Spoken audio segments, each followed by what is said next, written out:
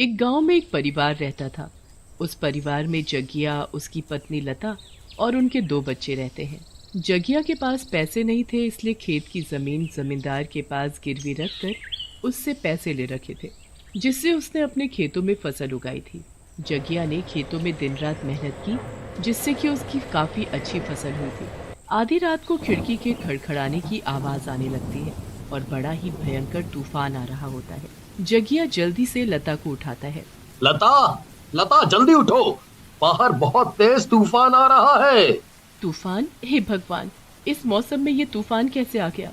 तूफान और ज्यादा तेज होने लगता है, पर जगिया को बस अपने खेतों की चिंता होती है।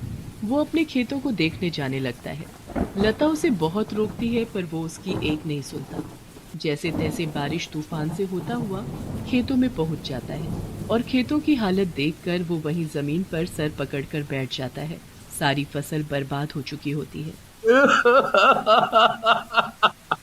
मेरे खेत, मेरी फसल, हे भगवान, ये क्या हो गया? मैं इतना कर्जा लेकर खेती कर रहा था, अब मैं क्या करूंगा? मेरे परिवार का क्या होगा? मैं तो बर्बाद हो गया। जगिया वहीं बैठे बैठे रोता रहता है।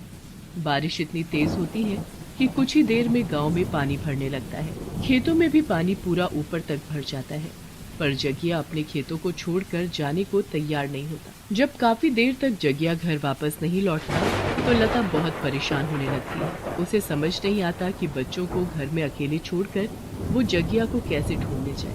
पूरी रात ऐसे ही निकल जाती है और लता दरवाजे पर खड़ी खड़ी जगिया का इंतजार ही करती रहती है। सुबह जैसे ही तूफान और बारिश रुकती है तो लता अपने दोनों बच्चों को पड़ोस में अपनी सहेली बिमला को देकर जगिया को ढूंढने जाती है। जैसे ही वो खेतों में पहुंचती है तो वहां जगिया कीचड़ में मुंह के बल पड़ा होता है। लता उसके पास भागते हुए जाती है। अजी क्या हो गया? आप मुझे सुन रहे हो ना? लता जगिया को उठाने की बहुत कोशिश करती है, पर जगिया नहीं उठता। जब लता की आवाज सुनकर वहां कुछ लोग आते हैं और जगिया को उठाते हैं तो उन्हें पता चलता है कि जगिया तो मर चुका है। नहीं नहीं, ये नहीं हो सकता, ये नहीं हो सकता। लता का रो रो कर बुरा हाल हो जाता है। उसका पति मर चुका होता है, उसके खेत बर्बाद हो चुके होते हैं और ऊपर से जमींदार। जैसे ही जमींदार को पता चलता है कि जगिया मर गया, वो उधार दिए हुए पैसे वापस लेने आ जाता है। जगिया ने बोला था कि वो इस महीने सारा उधार चुका देगा। अब वो तो रहा नहीं, इसलिए तुमको ही सारे पैसे देने होंगे। मैं कहाँ से आपको पैसे दूंगी जमींदार जी? जो थोड़े बहुत पैसे हैं वो भी अगर आपको दे दिए तो मेरे बच्चे भूखों मर जाएंगे। देखो, मुझे अपने पैसे चाहिए बस, वरना जो खेत की जमीन जगिया ने मेरे पास गिरवी रखवाई है वो मेरी हो जाएगी। हैं? समझ रही हो? नहीं नहीं जमींदार जी, मुझे बस कुछ महीने की मोहलत दे दो। मैं खुद खेतों में काम करूंगी और इस बार जो फसल उगेगी उससे आपका सारा कर्ज उतार दूंगी। तुम और खेती, इतने छोटे छोटे बच्चों के साथ तुम कैसे खेती कर सकती हो? हैं? आप बस मुझे मौका तो दे, मैं पूरी ईमानदारी से ब्याज समेत आपके पैसे दे दूंगी। आप मुझ पर भरोसा करें। जमींदार वहाँ से चला जाता है। लता जमींदार को बोल तो देती है कि वो सारा कर्ज उतार देगी, पर उसके लिए ये बड़ा ही मुश्किल होता है। वो फिर भी अपने दोनों बच्चों को लेकर अपनी खेत वाली जमीन पर जाती है। बारिश के कारण जमीन की हालत बहुत ही बुरी हो चुकी होती है। मुझे तो ट्रैक्टर चलाना ही नहीं आता, तो मैं इतना बड़ा खेत अकेले कैसे जोतूंगी? लगता है मुझे हल से ही इसे जोतना पड़ेगा। पता नहीं मैं कैसे सब अकेले कर पाऊंगी। आज मैं सारी सफाई कर देती हूँ, फिर कल से खेतों की जुताई शुरू कर दूंगी। शाम होने पर लता घर वापस चली जाती है। आधी रात को खेतों में कुछ हलचल सी होने लगती है, जैसे वहाँ कोई हो। उसके बाद ट्रैक्टर की लाइट चलती है और ट्रैक्टर स्टार्ट हो जाता है। उस ट्रैक्टर पर एक भूत बैठा होता है जो उसको स्टार्ट करता है और पूरे खेत में उससे जुताई करने लगता है। मैं ये सारा खेत जोत दूंगा। इस खेत पर सबसे अच्छी फसल उगेगी और वो मैं उगाऊंगा। पूरी रात वो भूत उस ट्रैक्टर को चलाकर खेत जोतने का काम करता है। फिर जैसे ही सुबह होने का समय होने लगता है, वो भूत उस ट्रैक्टर को उसी जगह वापस खड़ा कर देता है और वहां से गायब हो जाता है। सुबह होने पर जब लता अपने दोनों बच्चों को लेकर जमीन जोतने आती है तो हैरान ही रह जाती है। अरे, ये आधी जमीन किसने जोत दी? मैं तो खुद शाम के वक्त यहाँ से गई थी। मतलब रात को किसी ने इसे जोता है, पर आखिर किसने? कौन हो सकता है जो मेरी मदद कर सकता है? खैर, जो भी है, भगवान उसका भला करे। उसने मेरी बहुत मदद की है। अब मैं एक काम करती हूँ, इसी पर ही बीज बोना शुरू कर देती हूँ। वैसे भी मेरे पास इतने बीज भी नहीं है। लता फिर आधी जुती हुई जमीन में बीज बोना शुरू कर देती है। बीच बीच में वो अपने बच्चों का भी ध्यान रखती है और फिर वापस बीज बोने लगती है। उसके पास इतने बीज भी नहीं होते कि आधी जुती हुई जमीन के लिए भी पूरे पड़ सके। जैसे ही उसके बीज खत्म हो जाते हैं, वो अपने बच्चों को लेकर वापस घर आने लगती है। आते वक्त लता की नजर वहां खड़े जगिया के ट्रैक्टर पर पड़ती है। ट्रैक्टर के टायरों पर खेतों की मिट्टी लगी होती है। ये मिट्टी तो ताजी है, जबकि कल जब मैं सुबह आई थी तब ये ट्रैक्टर ऐसा नहीं था। लगता है इसी ट्रैक्टर का इस्तेमाल करके इस खेत को जोता गया है।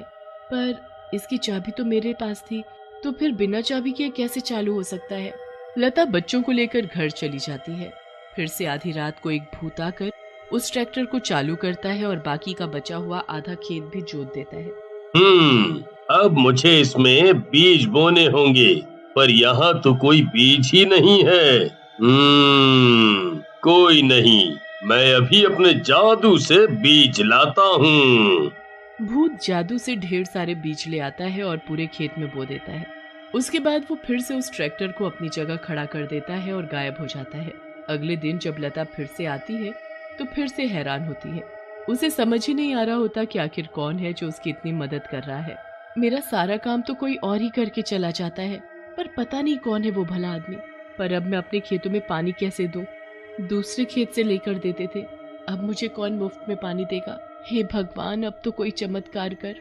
उसी रात फिर से वो भूत वापस आता है और साथ वाले खेत से पाइप अपने ट्रैक्टर में जोड़कर पूरे खेत में पानी देने लगता है। अगली सुबह जब लता आकर देखती है कि पूरे खेत में किसी ने पानी दे दिया है, तो उसकी सारी चिंता ही दूर हो जाती है। अब तो बस वो फसल उगने का इंतजार करती है, पर साथ ही साथ उसे ये बात भी सता रही होती है कि कौन उसकी इतनी मदद कर रहा है। वो रात को अपने बच्चों को घर में अकेला छोड़कर भी खेतों में ये देखने नहीं आ सकती थी। ऐसे ही काफी महीने निकल जाते हैं और लता के खेतों में फसल लहराने लगती है। लता अपनी फसल को देखकर बड़ी खुश होती है। इतनी अच्छी फसल के तो बड़े अच्छे दाम मिलेंगे। फिर मैं सारा कर्ज भी उतार दूंगी और हमारे हालात भी सुधर जाएंगे। अब कल आकर मैं इस फसल को काटना शुरू कर दूंगी। लता अगले दिन फसल काटने के बारे में सोचती है, पर उससे पहले उसी रात वो भूत वापस आता है और ट्रैक्टर पर बैठकर उसे चालू कर देता है। उसके बाद वो सारी फसल एक ही रात में काटकर सारा अनाज बोरों में भर देता है और सारे बोरे ट्रैक्टर में भरकर लता के घर के बाहर रखने चल देता है। उस रात लता सोई नहीं होती। ट्रैक्टर की आवाज सुनकर वो चुपके से खिड़की पर जाकर देखती है तो उसे एक भूत ट्रैक्टर पर बैठा हुआ उसके घर के सामने दिखता है। हे भगवान, ये भूत यहाँ मेरे घर के सामने क्या कर रहा है? मैं क्या करूँ? कहीं ये मुझे और मेरे बच्चों को मार न डाले। लता चुपके से वहाँ खड़ी देखती रहती है। वो भूत ट्रैक्टर से सारे अनाज के बोरे उतार कर लता के घर के आंगन में रखने लगता है। अब मैं समझ गई, जो रोज रात को ट्रैक्टर चलाकर खेतों में काम करता था वो कोई और नहीं बल्कि यही भूत था। पर कोई भूत किसी की मदद कैसे कर सकता है और मेरी मदद क्यों? मुझे अभी इस भूत का सामना करना होगा और सच जानना होगा। लता हिम्मत करके बाहर जाती है और भूत के सामने जाकर खड़ी हो जाती है। तुम ही हो ना जिसने मेरे खेतों में मेरी मदद की? बताओ कौन हो तुम और तुम क्यों मेरी मदद कर रहे हो? आखिर मेरी ही मदद क्यों? बताओ। जाओ यहाँ से और इस अनाज को बेचकर अपनी सारी परेशानी दूर करो। नहीं, पहले मुझे सब सच सच बताओ, वरना मैं ये अनाज नहीं रखूंगी। मैं जगिया हूँ, तुम्हारा पति। मैं तुम्हारी मदद कर रहा था क्योंकि मरने के बाद भी तुमको और अपने बच्चों को ऐसी तकलीफ में नहीं देख पा रहा था। लता की आंखों में आंसू आ जाते हैं। जगिया का भूत वहाँ से चला जाता है और अगले दिन लता सारा अनाज बेचकर जमींदार का कर्जा उतार देती है। जमींदार उसकी ईमानदारी से बड़ा खुश होता है और उसके खेतों को किराए पर लेकर उसे हर महीने अच्छे पैसे देने लगता है, जिससे लता और उसके बच्चे अच्छे से रहने लगते हैं।